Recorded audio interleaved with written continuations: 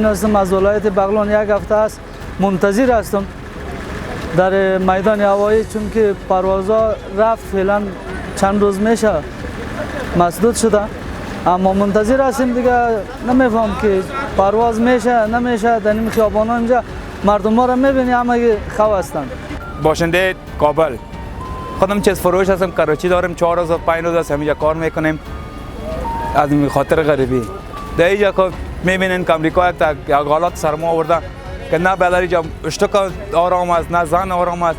کلگیری اوسو میدوانند اوسو میدوانند. این امریکا با ما یک بسیار خراسان کلان کرد، توان کلان کرد. کلگیر از کار ماند، از غریبی ماند. حال امریکا میره، امریکا خدا اعلام میتن مردم میرد امریکا. اوجا امریکا موجا پیسه سر در درختها و کشال نیست.